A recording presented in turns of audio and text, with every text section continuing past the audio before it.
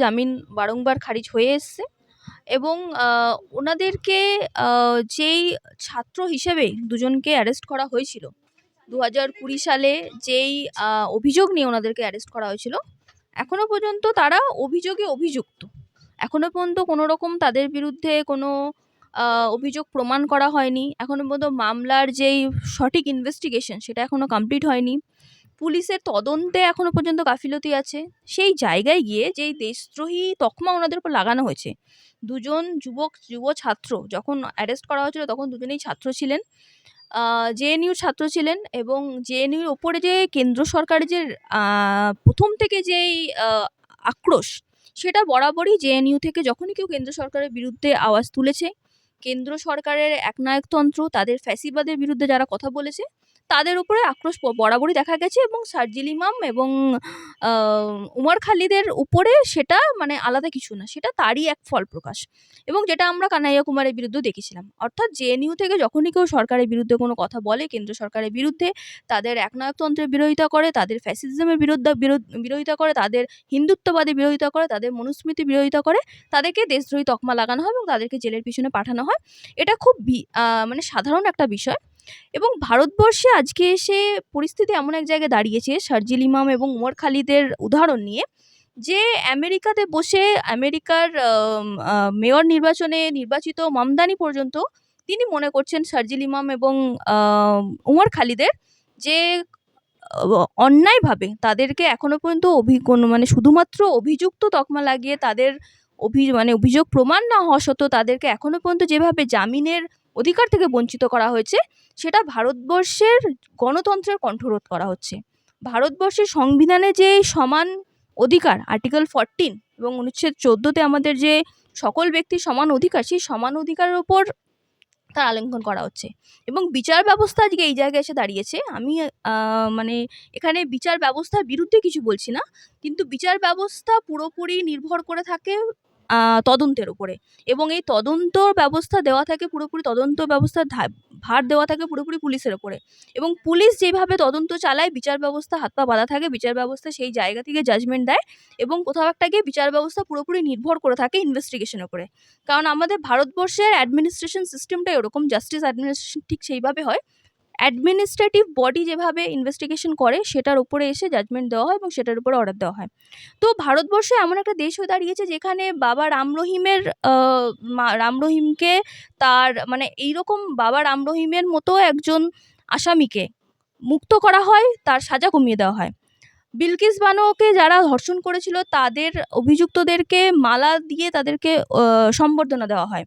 Unnao rape কেসে যারা rape করেছে তাদেরকে বিজেপি সরকার আলাদাভাবে ভিআইপি ট্রিটমেন্ট দিচ্ছে। সেই জায়গায় এসে দুজন ছাত্রনেতা যারা সরকারের বিরুদ্ধে কথা বলেছিল তাদেরকে তকমা লাগিয়ে দিয়েছে দেশদ্রোহিতার, এবং মানুষের মধ্যে জাতীয়তাবাদ তৈরি করে এরা মানুষের চোখ বন্ধ করে দিচ্ছে এবং গণতন্ত্রের কণ্ঠরোধ করছে। কারণ জাতীয়তাবাদ এমন একটা জায়গা যেটা মানুষের মধ্যে খুব সহজে তৈরি করে দেওয়া যায়, এবং এই জাতীয়তাবাদের পট্টি পরিয়ে মানুষকে খুব সহজে বোকা বানানো যায়, যেটা আমাদের বর্তমান কেন্দ্র সরকার করছে। যে জাতীয়তাবাদকে এরা শুধুমাত্র একটা অস্ত্র হিসেবে ব্যবহার করছে মানুষের মাইন্ডকে ডাইভার্ট করার জন্য, ভারতবর্ষে হিন্দুত্ববাদকে প্রচার করার জন্য, নিজেদের গদি সুরক্ষা করার জন্য।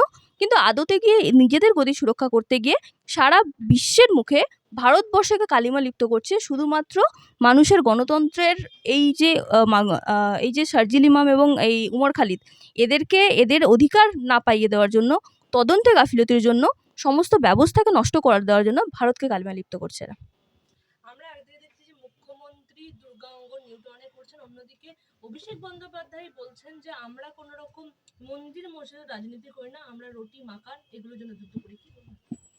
দেখুন, আসল যুদ্ধটা তো মানুষের অধিকারের জন্য হওয়া দরকার ছিল। আসল যুদ্ধ মন্দির মসজিদ নিয়ে হওয়া দরকার না। আসল লড়াই আমরা যখন সরকার নির্বাচন করি, আমরা যখন ভোট দিই, তখন আমরা মানুষ হিসেবে আমাদের কতটা অধিকার সুরক্ষিত হচ্ছে। গণতন্ত্র কথার অর্থ কী? গণতন্ত্র কথার অর্থ হলো সাধারণ মানুষের তন্ত্র, অর্থাৎ সাধারণ মানুষ যেখানে রাজা হয়ে থাকবে। সংবিধানের প্রিয়াম্বল বলছে প্রথম লাইনে, we the people of India, অর্থাৎ আমরা ভারতের জনগণ। আমাদের কাছেই সেই ক্ষমতা দেওয়া হয়েছে যে সংবিধানের সর্বস্ব শক্তি যাকে দেওয়া হয়েছে, বা সংবিধানে যাকে ভারতবর্ষের গণতন্ত্রের যেই আধার সেটা হলো জনগণ। সেই জনগণের অধিকার নিয়ে শুধুমাত্র সরকারকে নির্বাচন করা হয়। কারণ আমরা সরকারকে নির্বাচিত করি আমাদের অধিকার সুরক্ষা করার জন্য, আমাদের দেশের সুরক্ষার জন্য এবং নাগরিক হিসাবে আমরা কতটা সুযোগ সুবিধা পাচ্ছি তার জন্য। একটা নাগরিক হিসেবে সুযোগ সুবিধা পাওয়ার জন্য মন্দির মসজিদের দরকার পড়ে না। একটা নাগরিক হিসেবে সুরক্ষা পাওয়ার জন্য আমাদের অধিকার কতটা সুরক্ষিত হচ্ছে সেটা দেখতে হবে। আমার বাড়িতে কতটা আমি সুরক্ষা পাচ্ছি, আমার রাষ্ট্রে আমি কতটা সুরক্ষা পাচ্ছি, পুলিশ আমাকে কতটা সুরক্ষা দিচ্ছে, রাষ্ট্র আমাকে কতটা সুরক্ষা দিচ্ছে, আমার শিক্ষা ব্যবস্থা ভারতবর্ষের কোন জায়গায় এসে দাঁড়িয়েছে, পশ্চিমবঙ্গে বাঙালিদের অধিকার নিয়ে কথা বলতে হবে, সেই বিষয়ে আমি কথা বলবো। এই যে এসআইআর এ এত মানুষের নাম বাদ পড়েছে, মানুষকে বেনাগরিক তকমা দেওয়া হচ্ছে। যারা এদেশে জন্মেছে, নাগরিক হয়ে জন্মেছে, তাদেরকে প্রায় 1.5 কোটি মানুষের নাম বাদ পড়ছে। তাহলে এদের দায়িত্ব নেওয়া হচ্ছে, এদের দায়িত্ব যে কারা নেবে? কেন্দ্র সরকার যখন এদেরকে বেনাগরিক তকমা দিয়ে যখন এদেরকে তাড়িয়ে দিচ্ছে দেশ থেকে, তাহলে এই যে তাদের কেন্দ্র সরকারের যে সিস্টেমেটিক যে ফল্ট, সেই সিস্টেমেটিক ফল্টের দায়ে তো আমি কখনো দেশের নাগরিককে দেশ থেকে তাড়িয়ে দিতে পারি না। তাহলে এই বিষয়গুলো নিয়ে আমাদের আলোচনা করা দরকার। মন্দির মসজিদ আমাদের এখন আলোচনার বিষয় হওয়া উচিত না। মুখ্যমন্ত্রী বলছেন যে এসআইআর এ যে 58 লক্ষ মানুষের নাম বাদ দিয়েছে তাদের হয়ে সুপ্রিম কোর্টে লড়বেন তিনি, কি বলবেন? আমি আশা করব যে ওনার কথাটা যেন সত্যি হয়। উনি যদি সত্যি লড়তে চান, আমি আশা করব সাধারণ মানুষের, যারা ভারতবর্ষে নাগরিক হয়ে জন্মেছে, সিস্টেমেটিক ফল্টের জন্য কোনোভাবে তাদের নাগরিক তকমা যাতে না হারায়, এবং তার জন্য মুখ্যমন্ত্রী যদি না লড়েন, আমি ব্যক্তিগতভাবে বলবো আমি যতটা পারবো মানুষের পাশে দাঁড়াবো। এবং অনেক মানুষ আছে তাদের যারা ভারতবর্ষের নাগরিক, তাদের শুভাকাঙ্ক্ষী মানুষ আছে যাদের এসআইআর নাম বাদ পড়েছে। লড়াই চলছে এবং অনেকে ময়দানে আছে, লড়াই আগামীকালেও চলবে। এবং এই লড়াইগুলোকে আমাদেরকে সবসময় চালিয়ে যেতে হবে। এবং যারা নাগরিক হয়ে দেশের জন্মেছেন তাদেরকে কখনো বেনাগরিক আমরা হতে দেবো না। কেন্দ্র সরকার যতই চেষ্টা করুক আমাদের ভারতবর্ষকে তারা হিন্দু রাষ্ট্রে পরিণত করা তাদের এই চক্রান্ত আমরা সফল হতে দেবো না। দেখা গেল যে এই এসআইআর আবহে সব থেকে উজ্জ্বলতম যে দেশের মুখ তাদেরকে নোটিশ পাঠানো হলো, তার মধ্যে আছে অমর্ত্য সেন, দেব, তারপরে মোহাম্মদ শামী, কি বলবেন? তো অমর্ত্য সেনের মতো মানুষরা তো ওনাদের হিন্দুত্ববাদী সুরে কথা বলেন না, ওই জন্য এনাদেরকে বারবার টার্গেট করা হয়। যারা এই হিন্দুত্ববাদী সুরে কথা বলে না তাদেরকে বারংবার টার্গেট করা মানে হচ্ছে, আসলে ভারতবর্ষের গণতন্ত্র এখন শুধুমাত্র বিজেপি তন্ত্র হয়ে গেছে। বিজেপি তন্ত্র, শুধুমাত্র যারা বিজেপির হয়ে কথা বলে তাদেরকে বাঁচানো হয়, এবং যারা বিজেপির বিরুদ্ধে কথা বলে, হিন্দুত্বের বিরুদ্ধে কথা বলে, তাদেরকে সবসময় নোটিশ পাঠানো হয়। সেটা যে কোনো ডিপার্টমেন্ট থেকে হোক, তারা নোটিশ পাঠানোর ব্যবস্থা করে রাখে। অমর্ত্য সেন বারংবার ভারতবর্ষের যে অর্থনীতি, ভারতবর্ষের সাম্যবাদ, ভারতবর্ষের যে আমাদের যে সিস্টেম আছে সেটার আমাদের যা হওয়া দরকার সেই বিষয়ে বলেন। ওনাদের ফ্যাসিজমের বিরুদ্ধে কথা বলেন। তাই অমর্ত্য সেনের মতো মানুষকে টার্গেট করবে, কারণ এসআইআরটাকে এরা অস্ত্র হিসেবে ব্যবহার করছে। যারা ভারতবর্ষে মনুস্মৃতির প্রচার করতে চায় তারা এসআইআরকে ব্যবহার করে ভারতবর্ষের মনুস্মৃতির বিরুদ্ধে যারা কথা বলে তাদেরকে সাফ করতে চায়।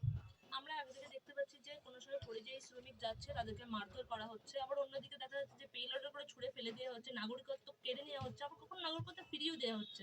সেরকম ছবি আমরা দেখেছি সোনালী বিবির সাথে। তাহলে আবার একদিকে দেখছি যে অভিষেক বন্দ্যোপাধ্যায় 250টি আসনে টার্গেট দিচ্ছেন শুভেন্দু অধিকারীকে, শুভেন্দু অধিকারী 220টা ভোটের আসনে টার্গেট দিচ্ছে। তাহলে মানুষ কি করছে? তারা কিন্তু ভোটের রাজনীতি করতে চাইছে। দেখুন, এখানে ভোটে রাজনীতির যে টার্গেটটা আছে সেটা প্রত্যেকটা দলের নিজস্ব টার্গেট থাকে, সেটা খুব ভালো কথা। প্রত্যেক দল নিজে টার্গেট সেট করবে এবং টার্গেট সেট করে তারা রাজনীতির ময়দানে লড়ুক। আমার শুভকামনা থাকবে দুই দলকে। কিন্তু বিষয়টা হলো যে যখন আমরা দেখছি যে এসআইআর এর মতো একটা ইস্যু নিয়ে, এবং বিশেষ করে বাঙালিদেরকে পরিযায়ী শ্রমিক হিসেবে যখন বাইরে আক্রমণ হচ্ছে, অত্যাচারিত হতে হচ্ছে, তখন আমি বলবো যে এই দুই দলের স্ট্যান্ড কোথায়। যেখানে আমরা প্রধান বিরোধী দল এবং শাসক দল উভয় দলের, আমি বলবো যে বাঙালিদের যে সুরক্ষা, বাঙালিদের যে অধিকার, পরিযায়ী শ্রমিক হিসেবে আজকে পশ্চিমবঙ্গের বাইরে কোথাও গিয়ে বাংলা ভাষা বললে তখন তাকে বাংলাদেশি তকমা দেওয়া হচ্ছে, বিশেষত মুসলমান সম্প্রদায়ের লোকদেরকে। আর কারণ এই চক্রান্তটা ঠিক এইভাবে সেট করা হয়েছে যে মুসলমান প্লাস বাংলা কথা বলে, অর্থাৎ এ বাংলাদেশি। তাহলে এই জায়গায় আমাদের পশ্চিমবঙ্গ সরকার স্ট্যান্ডটা কোথায়? কারণ বাংলা বলা মুসলমানরাও বাঙালি, তাদেরও পশ্চিমবঙ্গে সুরক্ষিতভাবে থাকার অধিকার আছে পশ্চিমবঙ্গের বাইরে। কারণ সংবিধান আমাদেরকে বলে দিচ্ছে যে আমরা সারা ভারতবর্ষে যে কোনো জায়গায় আমরা আমাদের জীবিকা নির্বাহের জন্য বা যে কোনোভাবে আমরা সারা ভারতবর্ষে থাকতে পারি। অতএব পরিযায়ী শ্রমিক হিসেবে বাঙালি হয়ে যখন আমি একটা রাজ্যের বাইরে যাচ্ছি, তখন আমার রাজ্য সরকার আমাকে প্রোটেকশন দেওয়ার জন্য কী ব্যবস্থা নিচ্ছে, বা আমার রাজ্যে যারা প্রধান বিরোধী দল তারা যখন অন্য বিষয়ে, যখন বাংলাদেশের হিন্দুদের নিয়ে তারা কথা বলতে পারে, তাহলে আমার পরিযায়ী শ্রমিকরা শুধুমাত্র তারা মুসলমান বলে তাদের নিয়ে কথা বলবে না? তাহলে এটা কি ধরনের রাজনীতি হলো? তাহলে এই ধরনের রাজনীতি তাহলে আমরা তাহলে পশ্চিমবঙ্গকে এই ধরনের রাজনীতি আমরাই বা অ্যাকসেপ্ট করবো কেন? আমরাই বা পশ্চিমবঙ্গ গ্রহণ করবে কেন? সেই রাজনীতি এমন হওয়া দরকার যেই রাজনীতিতে আমরা পশ্চিমবঙ্গে প্রত্যেকটা বাঙালিকে সুরক্ষা দেওয়ার কথা বলবো, সে হিন্দু হোক বা মুসলমান হোক বা খ্রিস্টান হোক বা জৈন হোক। পরিযায়ী শ্রমিক যে ধর্মেরই হোক না কেন তাদের অধিকার নিয়ে আগে কথা বলবো, এবং সিটের সংখ্যাটা আমি আশা করব পরে গুনলেই ভালো হয়। আগে বাঙালিদের অধিকার নিয়ে কথা বলুক, তাহলেই রাজনীতিটা সক্ষম হবে।